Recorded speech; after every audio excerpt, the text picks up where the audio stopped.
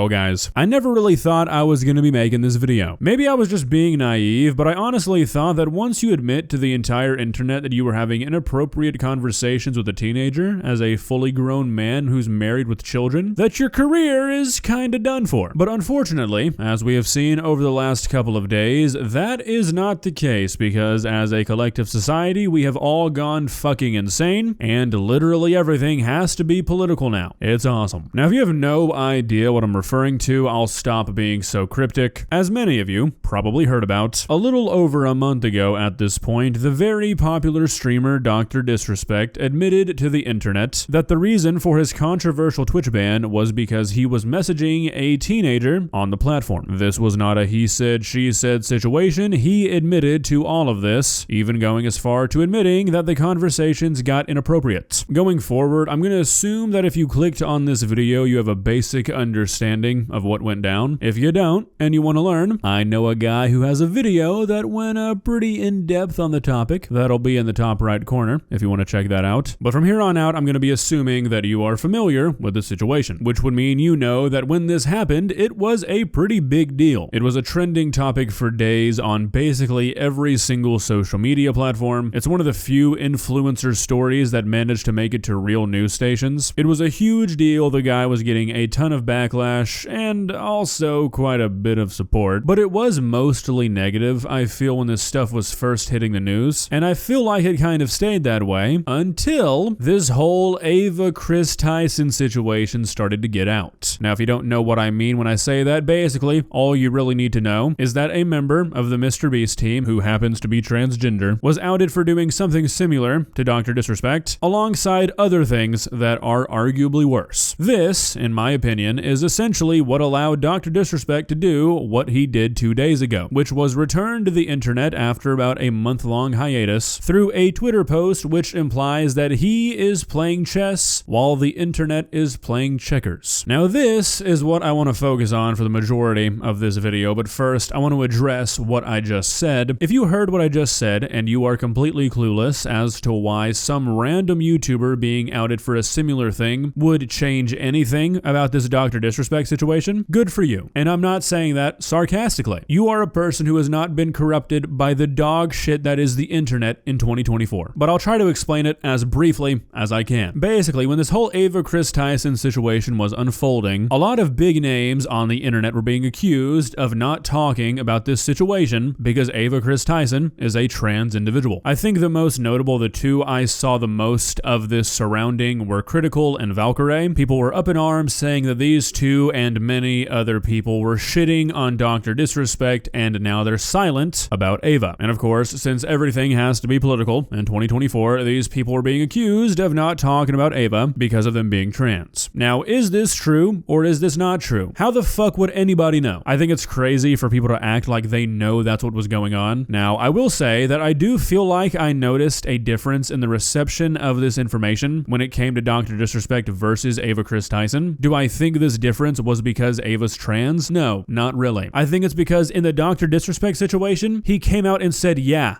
I did this. There was no doubt about it. The guy came out and said, this is what happened. Whereas with the Ava shit, it was a bunch of evidence that none of the people involved were directly addressing. So people just had to kind of make up their own conclusions. Were those conclusions hard to make up? No, they weren't. But I think that is the disconnect. I think it's a lot less about sexuality than people are making it, but that's really not super relevant. The only reason it's relevant is because I think this sort of shift in how people were looking at these situations took some of the heat off of DrDisrespect and almost made people rally behind him, because people were like, oh, he just got crucified for doing this, now all these big YouTubers are silent, which I don't think was the case. But if you say something enough on the internet, it eventually becomes the truth, and that's how we got here. Okay, that was a not so brief way of explaining something I said I was going to explain briefly, but that's kind of my style, I guess, so whatever. All of that is to set us up for talking about this tweet with the stupid fucking checker picture. So as of right now, this tweet is sitting at 110,000 likes. Keep in mind, this is the guy who was basically just ran off of the internet because he was talking to a teenager inappropriately. This would be like if EDP returned to the internet after going out to get some cupcakes and was receiving hundreds of thousands of likes. So I mean, that alone is strange, right? I mean, who are the 110,000 people who were like, hell yeah, brother, you're playing the fucking long game, 4D chess by talking to a kid. What a fucking guy. Like, what? It's weird. But it gets a whole lot weirder when you start to look at the replies. Now, here's the reply that has gone the most viral. It's a person who asks, is this you playing with a minor? And DrDisrespect hits her with the good one, she/her. The internet will never fix your real threat. Depression. What the fuck does that even mean? Like, imagine being so stupid that you think you own somebody who called you out for messaging a kid by saying, haha, you've got pronouns in your bio, dude. Like, how insane do you have to be to think that means anything? 54,000 people liked this reply. That just goes to show the staggering amount of people who will back you no matter what you've done, as long as you say stupid shit like pronouns bad. Here's another weird one. Somebody asks him, did you at least increase the vertical leap? And he replies with, and got a tan too? Yeah, you're a real fucking baller, dude. You went on basically what was a forced vacation because the internet found out you like to message teenagers, and you're bragging about how you got a tan? What a cool guy. Here's the last one we'll look at. This guy replied with a picture that has a lot of words that I'm not even gonna risk showing on YouTube because things are getting finicky recently. But basically, it's calling DrDisrespect Dr. Diddler, and DrDisrespect replies with little brainwashed woke boy putting out Dragon Ball Z graphics with Kendrick Lamar lines. Got me big time. You're gonna have to take my word on this. There's nothing to do with Kendrick Lamar in this picture. Also, I think I'm gonna take quirked up white boy who's goated with the sauce out of my vocabulary and replace it with little brainwashed woke boy putting out Dragon Ball Z graphics. Also, can we just take a moment and really appreciate the optics of this situation? 31,000 people liked this tweet. A tweet which implies that calling somebody out for messaging a minor is brainwashed wokeism. Holy fuck, we've never been more cooked. I mean, when I see stuff like this, I am genuinely worried for what the climate is gonna look like in 10 years or so. I mean, seriously, if you're a younger person, and by that I mean if you've grown up with these last 4 or 5 years of the internet, so if you're like 15 or 16 probably, this might come as a shock, but there was a time on the internet, in my lifetime, my short lifetime, I'm only 22, I'm not much older than you if you're 16. There was a time where if you were the P word, which you can't say on YouTube for some stupid fucking reason, nobody liked you. Like, it didn't matter if you were right wing, it didn't matter if you were left wing, it didn't matter what political shit you associated with. If you liked kids, you were outed from society. Now, I'm talking specifically about the internet because I feel like in real life, this is obviously still the case. It's really easy to forget sometimes, but Twitter is not real life. Okay, oftentimes you'll find it's pretty far from it. So I'm not saying we've like fallen as a society, and if you go ask a random person what they think about a person messaging kids, they'll be like, yeah, that's awesome. But this new forming internet culture where it's really starting to seem like no matter what a person does, the people that align with them politically are still going to support them no matter what on both sides, is getting kind of scary. Like, really, if you think about what's happened over the last month or so, there shouldn't have been any drama. We've got 2 huge names on social media getting called out for doing the same thing, and for some reason, it turns into a war of politics. Instead of everyone just coming together and being like, hey, both of these people are massive weirdos for messaging kids and saying some of the stuff they've said, let's deplatform both of them and just forget about them. I mean, seriously, why is that not what happens? I mean, people are basically sitting here arguing, saying, our side's creep is less creepy than your side's creep. We win. Like, it's so transparent what's actually happening here. The people who spend all day arguing online about stuff like this don't actually care about the kids. They're not worried about the victims of stuff like this when it actually happens. They're only worried about how it reflects them. Their only concern is how it reflects their party, reflects their politics, reflects their sexuality. I mean, seriously, that's what it seems like. Because on the internet in 2024, if one person does one thing, then whatever demographic demographic they are part of is expected to prove that they are not doing the same thing as well. And that expands to a whole lot more than just what we're talking about today. And look, like I said, I know that what's going on Twitter is not super reflective of what's happening in real life, but still, seeing stuff like this all the time is pretty disheartening as, you know, a human. I've said this before, and it's insane that I have to keep saying it. The fact that we are at a point where we're so divided on the internet that we can't even all come together and be like, hey, that creator is messaging kids, let's stop supporting them. The fact that that is not an agreeable stance anymore, it's never been more over. Well, guys, what do you think? Am I just a stupid idiot baby that can't understand the 4D chess that DrDisrespect is playing? No, I'm not. I'm gonna go ahead and answer that for you. To say I'm surprised DrDisrespect came back in this fashion would kind of be disingenuous. I sort of expected something like this, but I also would not have been surprised whatsoever if the guy just never came back, and that's honestly what I sort of thought would actually happen. I thought he would just cut his losses, be happy with the millions of dollars he's made, but no, he's gotta come back, and I think it's gonna get really weird for him in the next few months. Like I said in my original video talking about this whole situation, the kind of audience you garner when you're unapologetically admitting that you're messaging teenagers, yeah, probably not one most people want. If you enjoyed this video, please leave a like and walk on over to that subscribe button and touch it. It's free. It won't cost you anything. But for now, that's all I have for you today.